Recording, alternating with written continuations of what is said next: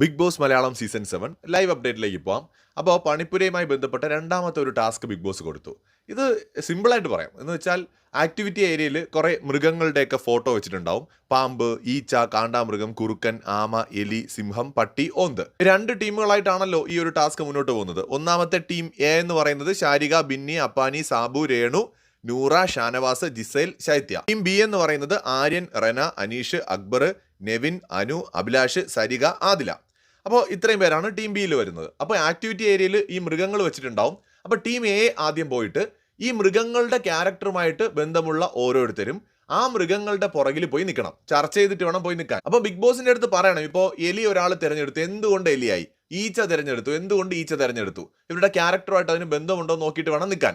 അപ്പോൾ ഇവർ നിന്നതിന് ശേഷം ടീം ബിയിലെ ആൾക്കാർ വന്നിട്ട് ഒരു മഞ്ഞ വര കാണും. ആ മഞ്ഞ വരയിൽ നിന്നിട്ട് ആ ഓരോ മൃഗങ്ങളുടെ പുറകിൽ നിൽക്കുന്ന ആൾ ആരാണെന്ന് ഗസ് ചെയ്ത് പറയണം.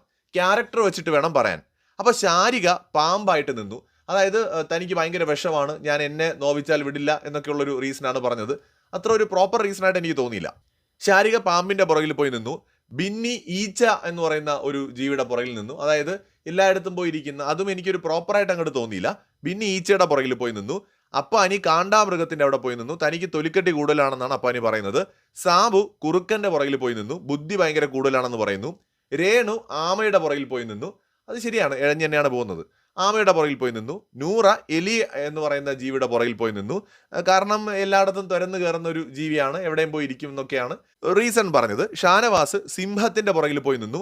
ശത്രുവിനെ ഭയപ്പെടുത്തുന്ന ആളാണ്, ശത്രുക്കൾക്ക് തന്നെ പേടിയാണെന്നൊക്കെയാണ് ഷാനവാസിനെ പറയുന്നത്. ജിസേല് പട്ടിയാണ്, ഭയങ്കര ലോയലാണ് എന്നാണ് നമ്മുടെ ജിസേല് റീസൺ പറയുന്നത്. ശൈത്യ ഓന്താണ്, മാറി മാറിക്കൊണ്ട് നിൽക്കുകയാണെന്നുള്ള റീസണാണ് ശൈത്യയുടെ കാര്യത്തിൽ പറയുന്നത്. അങ്ങനെ ഇവര് ഇത്രയും പേരും ആ ഒരു മൃഗങ്ങളുടെ പുറകിൽ പോയി നിൽക്കുന്നു. ടീം ബിയിലെ ആൾക്കാർ വരുന്നു. അവർ ഓരോരുത്തരായിട്ട് ഗസ് ചെയ്യാണ്. അപ്പോൾ പാമ്പെന്ന് പറഞ്ഞ് അവർ പറഞ്ഞത് ശൈത്യയാണ്, തെറ്റിപ്പോയി. അടുത്ത് കാണ്ടാമൃഗം എന്ന് പറഞ്ഞ് അവർ പറഞ്ഞത് ഷാനവാസാണ്, തെറ്റിപ്പോയി.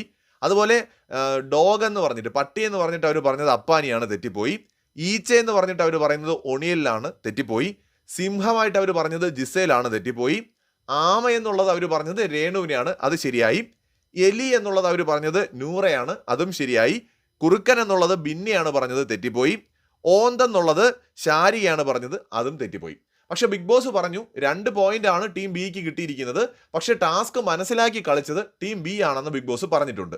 അപ്പോൾ ഈ ടാസ്കിന്റെ ആദ്യഘട്ടം അവസാനിച്ചിരിക്കുകയാണ്. 2 പോയിന്റുകളാണ് ഈ ഒരു ടാസ്കിൽ ഇതുവരെ ടീം ബിക്ക് കിട്ടിയിരിക്കുന്നത്. കൂടുതൽ അപ്ഡേറ്റ്സുമായി വീണ്ടും വരാം.